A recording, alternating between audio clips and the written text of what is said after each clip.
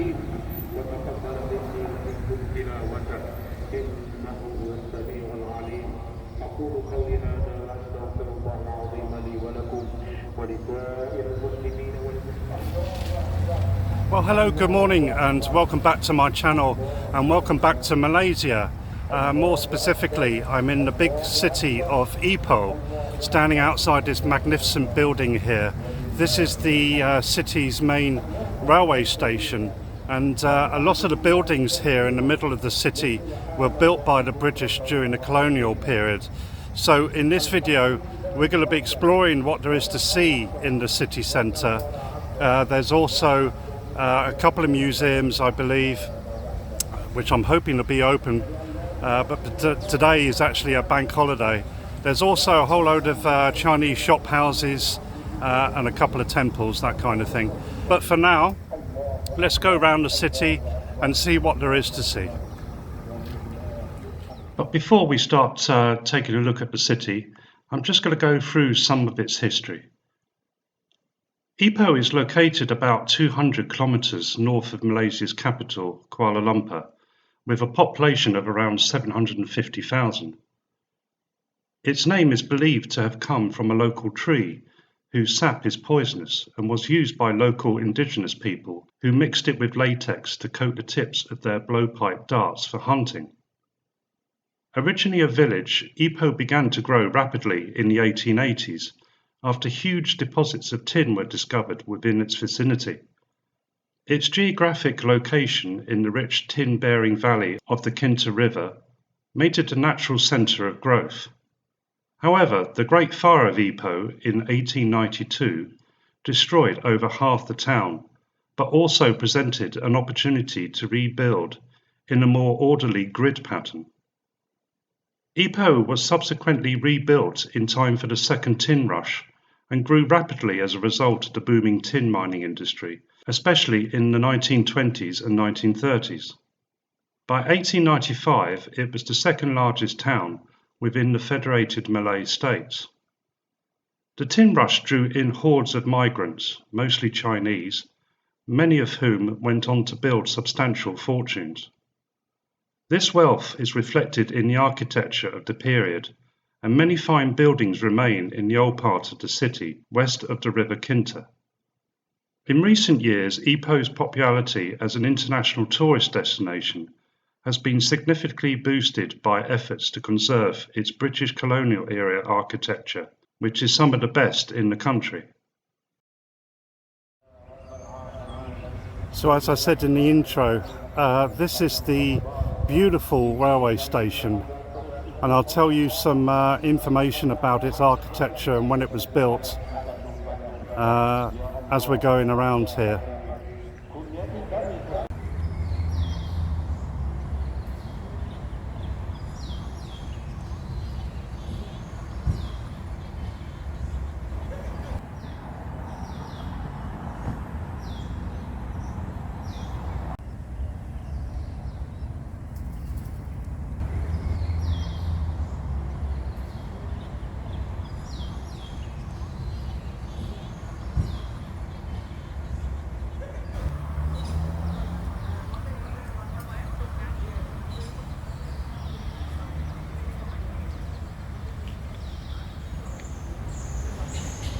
So the station once had its own hotel. Obviously now it's all boarded up and not in use. I don't think it's been used for quite some time. There's a magnificent passageway here for cars to drop off people.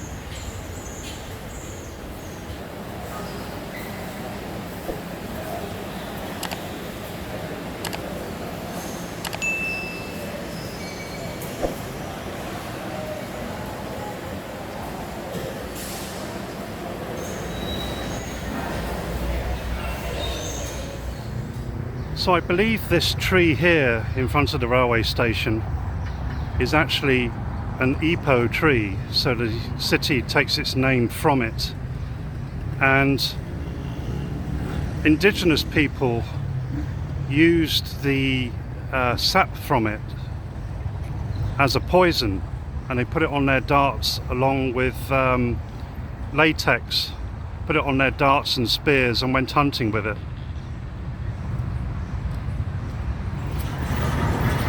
So Ipoh has a heritage walk which will follow some of it anyway. And this is just detailing the war memorial that's right outside the station here.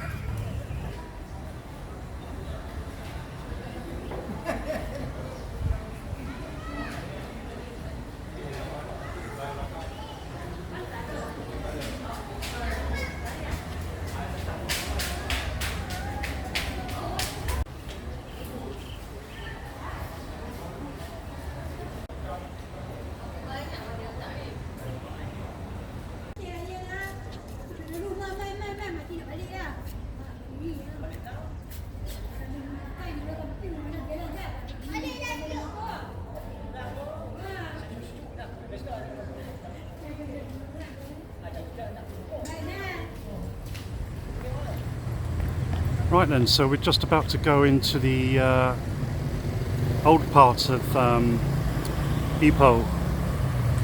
There's a grid system of streets that you normally find in towns and cities here in Malaysia. It's got some lovely buildings here. And everywhere's fairly quiet today because it's Eid. It's actually a bank holiday. So there's a lot of businesses closed.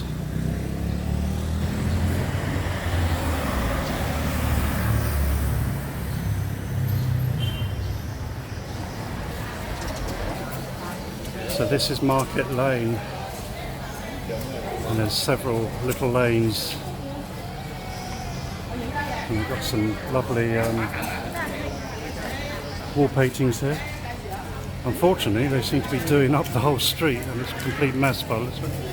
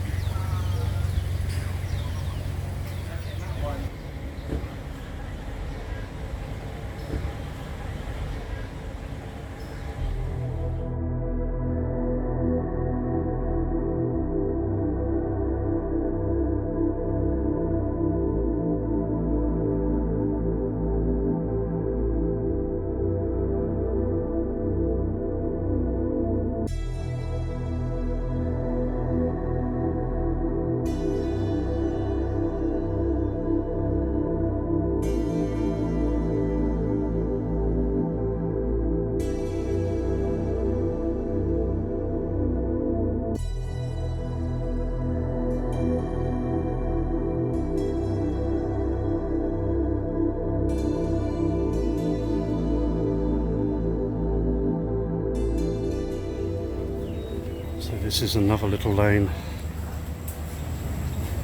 This is Porcupine Lane. Very, very popular place here. Lots of old houses, little passageway.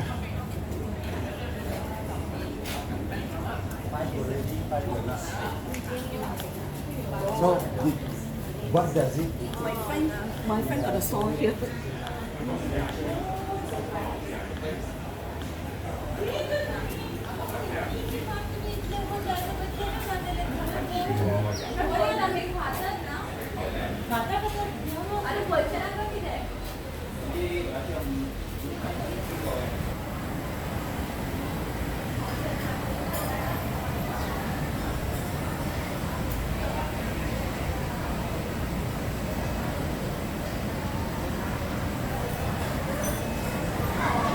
So this is a place to come for breakfast, very similar to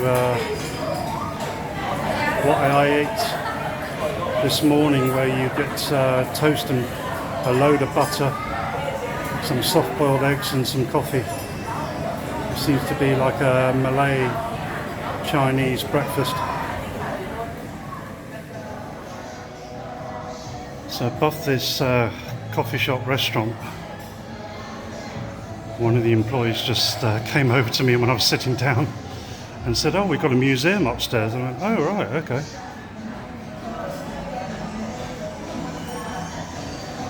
You can see all these Chinese snake masks.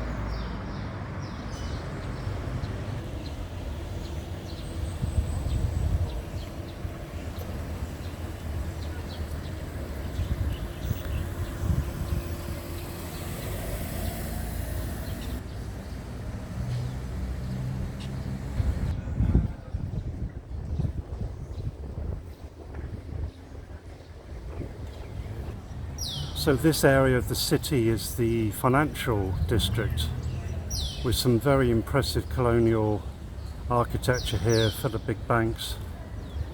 We've got a big huge Standard Chartered building here, and I think I'm standing behind the HSBC bank.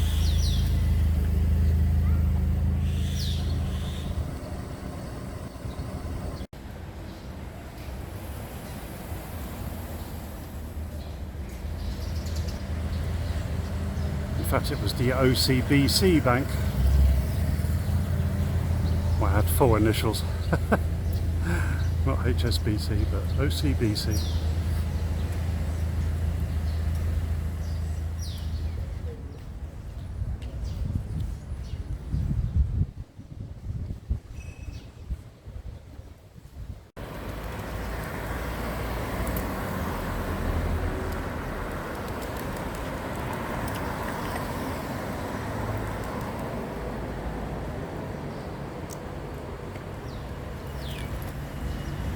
And this building here with FMS on the front, built in 1906, is a restaurant. And the last time I came to Ipoh, which was back in 2009, I think I ate in this restaurant. And I believe it was blue. If I've got an old photo of it, I'll show it on the screen.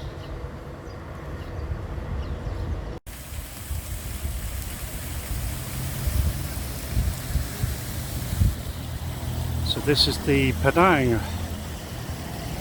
And this is what the British set up back in the day as a parade ground and recreational ground. You can see here they play football.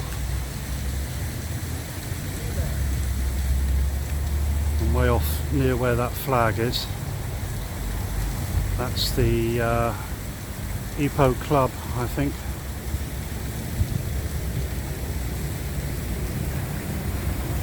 And we've got a very pretty mosque just over there.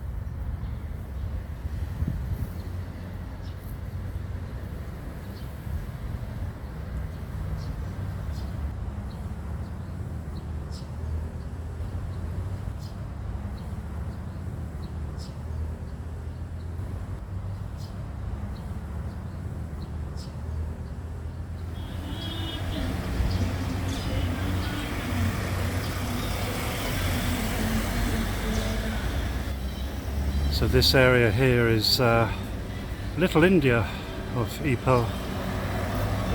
Lots of sari shops and restaurants and cafes. And jewellery shops, even though it's closed.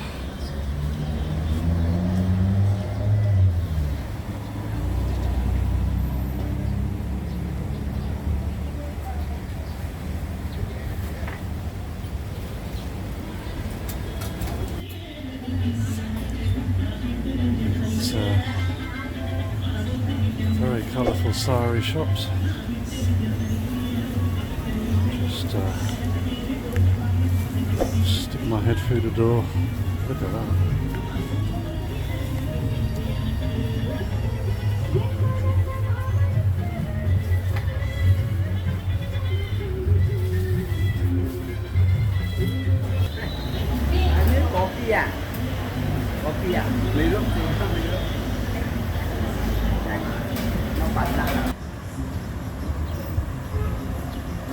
Not quite as colourful and vibrant with all the smells and tastes of the Little India in Georgetown on Padang. That was really, really good.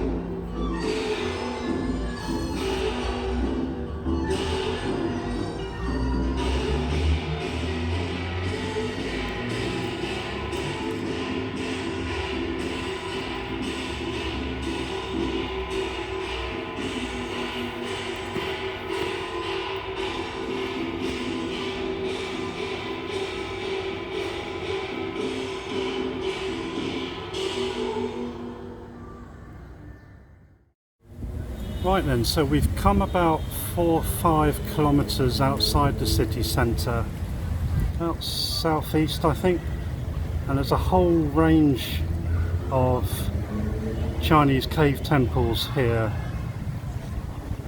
Going all the way along this this range of hills here. I mean, there's more down that way, which I'll show you later.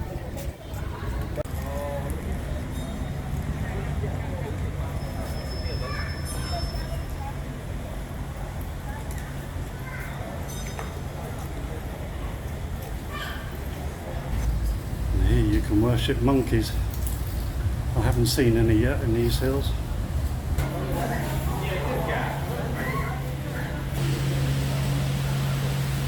You see here we're in the cave of this temple.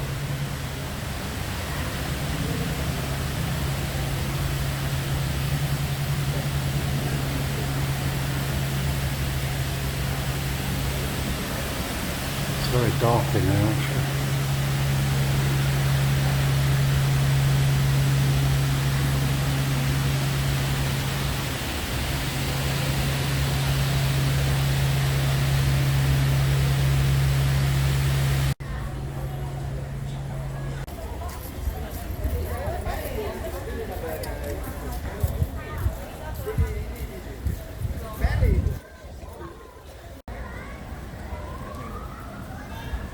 So you can see we're at the first temple here. This is called Ling Tong. It's very busy today as it's a bank holiday. And then we've got another temple right next door. And then there's more temples further down.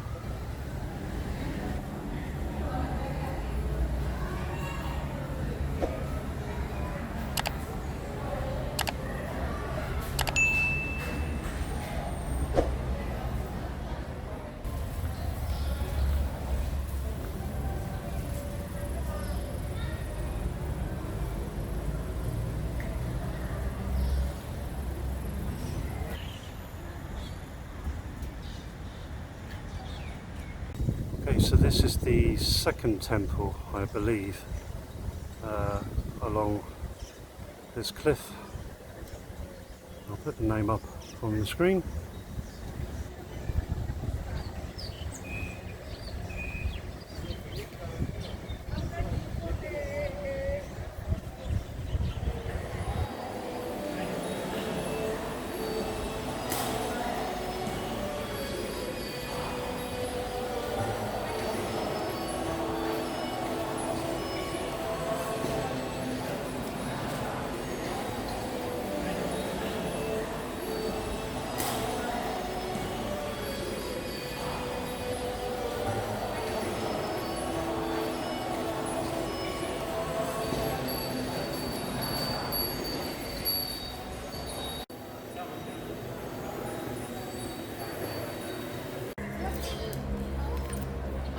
Okay, so this is the next temple.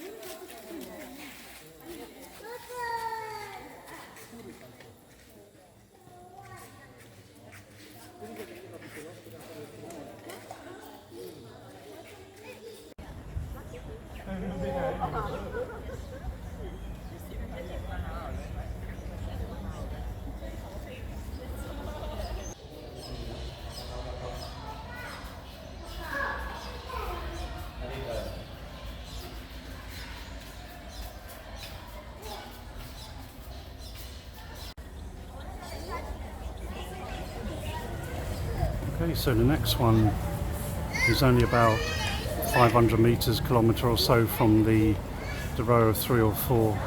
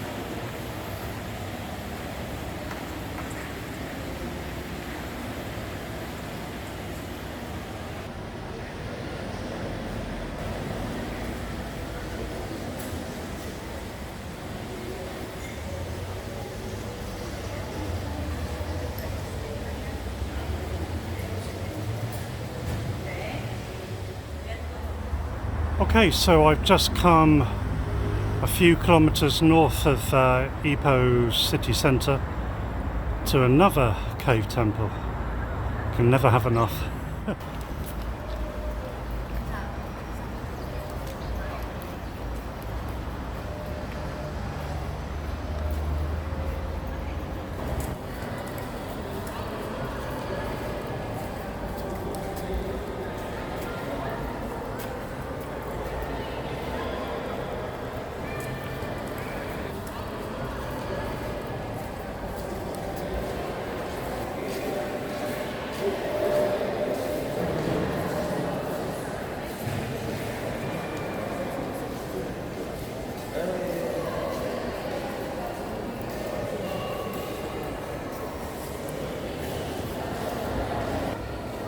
So as well as all the statues, you can see painted on the walls here all these beautiful frescoes. I mean, they're just masses of them, and there seem to be anything and everything.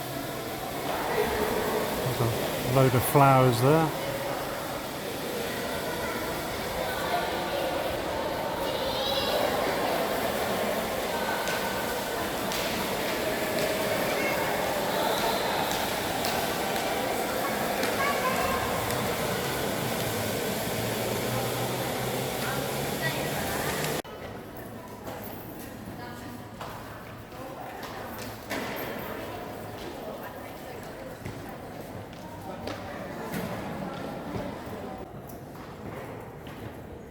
And that's where I'm going to leave off this video for now.